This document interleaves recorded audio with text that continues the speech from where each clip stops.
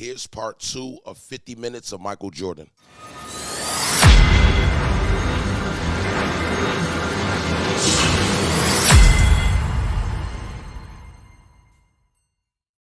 Besides the New York Knicks in the East and the Utah Jazz in the West, the Indiana Pacers were also a big obstacle for the 6-time NBA champions. Led by Reggie Miller, the Pacers tried so hard to overcome MJ. Real quick, I want to know who your top players were in this part of the league. Obviously, we all here for the GOAT, so write GOAT in the comments if you're here for Jordan. But shout out to Reggie Miller, because Reggie Miller was one of them guys that went up against the GOAT. He definitely did. He got up under Jordan's skin. And his crew, but things never played in their favor. The duels between the Pacers and Bulls were incredibly intense. Miller himself was involved in a big altercation with his airness, which changed everything for them. Even though he stated he'd punch Jordan if they ever crossed paths, the sharpshooter knows that Jordan was something else and has nothing but respect for his former rival. Were you friends? No. Michael Jordan and Reggie Miller. Hey, yo, I want to know real quick, if you was at this game, tell me a story about that game, and tell me a story of why you like basketball. I mean, now we all connected as family through basketball, so tell me why you like basketball. I was a Knicks fan. Obviously, Jordan did us dirty, but we all are not going to take away from him being a GOAT. They're having a go at it. And I mean, we got fist throwing. Here come the benches. Bo Hill is out there. Bill Jackson's going out there. There'll be fines handed out all over the place here. But more importantly, what in the world? That was crazy. We weren't friends. Talk to each other on the floor? You can't even He do might have that been the now. one player I didn't talk to. Really? Yeah. Because he might have been the one player who could really embarrass you. And he could come back at you pretty stupid. Yeah, he could come right back at you. He is cut from the same mold as Magic Johnson. And when I say that, and Larry Bird, all three of those players, win by any means necessary. Wow. And they will do whatever it takes on the court to win a game. You had to be textbook when you played the Bulls and you played against Michael.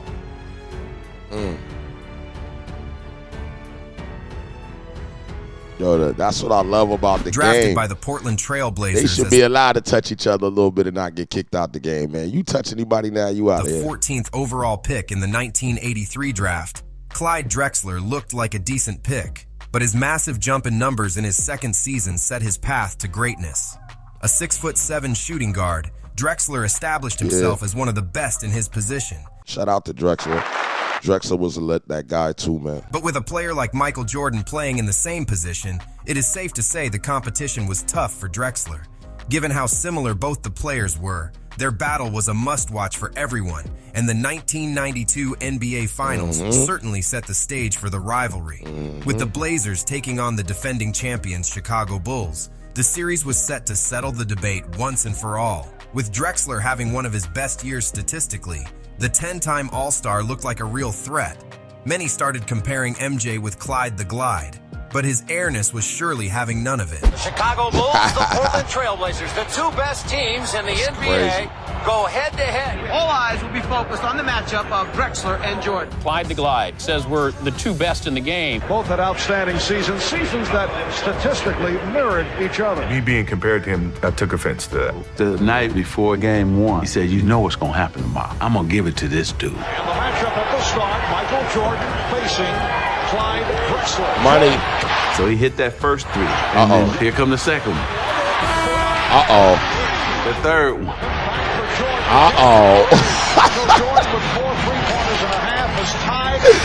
That's why he's the GOAT, bro. That's disrespectful. Michael didn't want anybody to have nothing over him. Wow.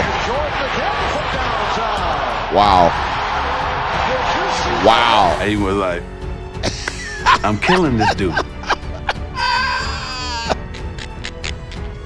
Shaquille O'Neal is one of the largest men to have ever played in the NBA. Weighing in at 325 pounds on average and standing at a whopping 7'1", Shaq made sure to take up an egregious amount of space while on the hardwood. With all that size and heft to throw around, it's understandable as to why he dominated the paint on both the offensive end and defensive end of the floor. Players were quite wary of a looming Shaq and what he could do if they went up for a shot near him. So the best way to attack him in the paint was to go hard and take flight. Shaq isn't one to boast about his accomplishments and not talk about his failures at the same time. So when talking about all that he's achieved, he would take a tangent into how he got put onto a poster 3 times in his illustrious 19-year career. According to him, only 3 men ever succeeded in doing this against him, with the GOAT Michael Jordan being one of them. I always take pride in saying 20 years only got dunked on 3 times. Derek Coleman, Michael Jordan, and Tim Perry. Tim Perry? Philadelphia 76ers. Was that a breakaway? No, baseline. It must have been a breakaway dunk. No, baseline. Oh my gosh. Yeah, and I went up lazily and he threw it down on me. It's amazing in your great career that those are the things that you remember. Yeah, I mean, because I always wanted to take pride in not getting dunked on. At first, Shaq was intimidated by the prospect of facing Jordan. He was terrified with MJ and his aerial attacks. Shaq's opportunity to prove his worth against his childhood hero came in a 1993 Magic against Bulls game, when Jordan dropped 64 points in a losing effort to O'Neal's Magic. As MJ drove hard on the baseline in that game, Shaq had no choice but to foul him, and foul him hard. There was no way Shaq could let MJ posterize him. After doing so, O'Neal tried to be a good sport and help the GOAT up off the court. This was MJ's legendary response. Michael Jordan and the Chicago Bulls, were the standard bearers, but not afraid to drop Michael on his backside. Jordan turns and faces. Shot clock at 7, 6, and 11. Shaquille, that might really hit him hard. MJ is down. Michael told me that he was driving to the basket and Shaq was under the basket, and he was hesitant to keep going because the guy was so big. And so he went up anyway, and Shaq knocked him down. Just blasted him, knocked him down. Michael taking a beating here also. Shaquille is there and said, welcome. And it hurt my heart, but I had to flagrant foul him and lay him out. And when I went to shake his hand and pick him up, he said, don't ever help nobody up. And he bounced right back up. And I knew then why he was the best player in the game. Shaq's admiration for MJ goes beyond just his hairstyle. The Big Diesel also mentioned how Jordan's influence extended to his approach to basketball and his career as a whole. He talked about how Jordan's fierce competitiveness and drive to win championships motivated him to do the same. Jordan's success on and off the court inspired Shaq to become a dominant force in the NBA and to pursue business ventures outside of basketball.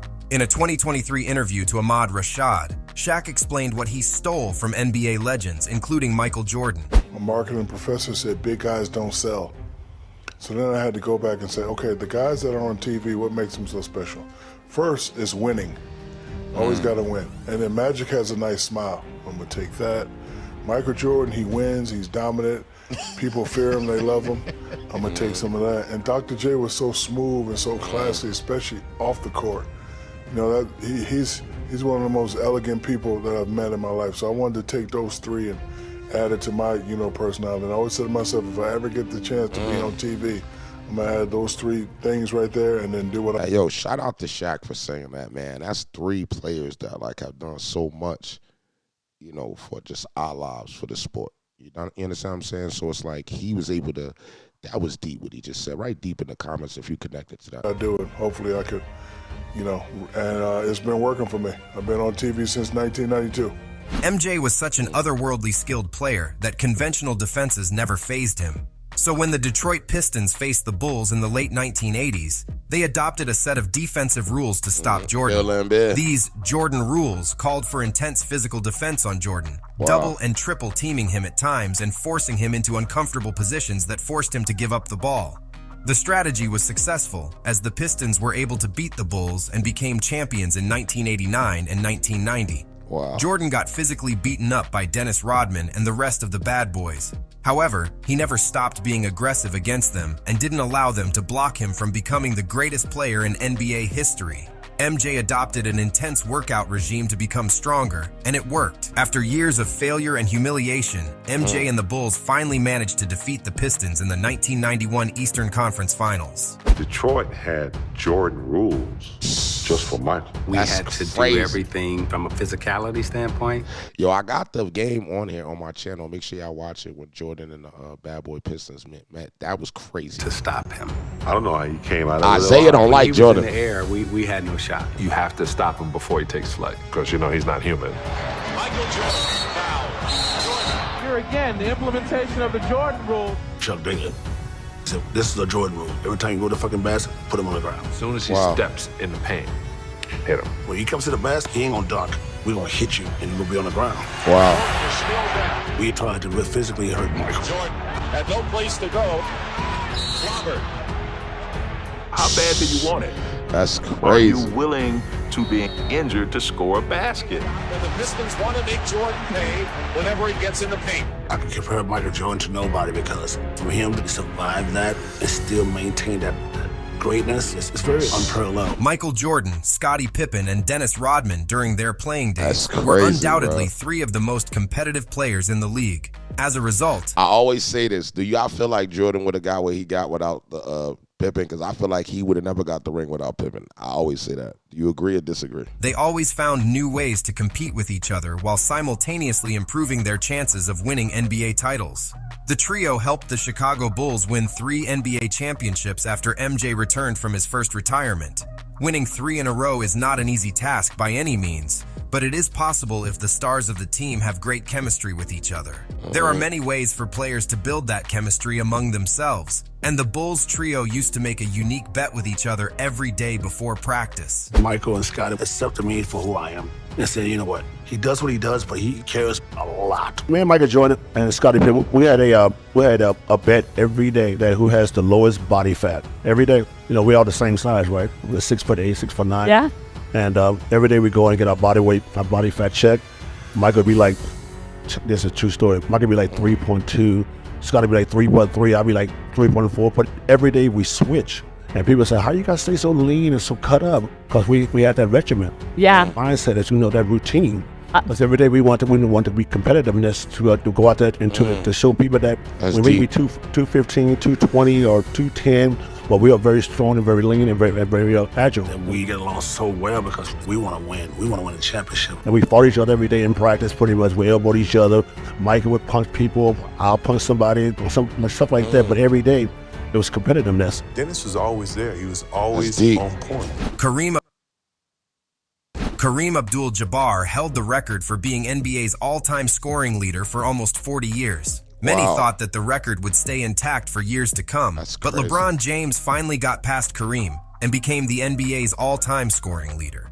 It was a historic night for sure, but does that mean LeBron James has now become the greatest player of all time? All right, hold on, man. The LeBron-Jordan combo gets a little technical because it's like, I feel like, and I'm going to say this one point and get right back.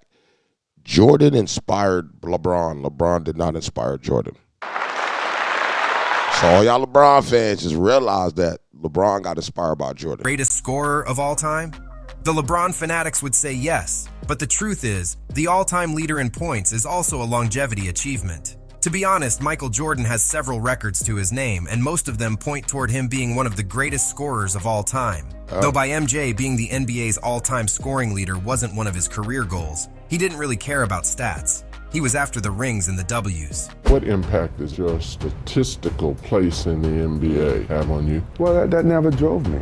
I mean, the stats only add up when you put forth the effort and you don't worry about it. Good things happen to those people that work hard. If I sit here and play for the stats, I would have never retired in '93. Or I still probably be chasing Kareem Abdul-Jabbar all-time scoring lead. I mean, that doesn't drive me. I mean, sure, I mean, it defines to some extent for people who don't know me or 20 years from now would never know who Michael Jordan really is. But based on the stats, he must have been pretty decent. Those are the only ways that I look at stats. Other than that, it's all about winning championships. It's all about the stats. And winning. Stats that matter to me is games that we win and the rings that you collect. As you leave the game, what message do you want to leave to young athletes that are coming on? Be true to the game, because the game will be true to you. If you try to shortcut the game, then the game's going to shortcut you. If you put forth the effort, good things will be bestowed upon you. Players nowadays actively chase GOAT status. Either they try their luck to win 6 rings or try to impact the game the way Michael Jordan did. But MJ himself, widely known as the greatest of any sport, cringes whenever people call him the greatest of all time. MJ isn't just one heck of a basketball player. Do y'all know out of country that they see this man and go, bad, bad? Like they really, I seen him at this thing where they literally were just, he can't go nowhere without him calling, they calling him to go. Also a diligent student of the game. He didn't just study the moves of those that came before him and integrate them into his toolbox. The Bulls legend also studied the history of basketball itself. He knows that the likes of Wilt Chamberlain, Jerry West, and Bill Russell paved the way for him. With this being part 2, I'm happy that I'm finding out all this new information about Michael Jordan that I never knew. I'm going to actually do about a part 3 and a part 4. Make sure you guys go look out for part 1. Make sure you guys also subscribe and hit the top bell. I got a lot of content you might like on this channel. We're at 35,000. Help me get to 1 million. I'll see you on the next one.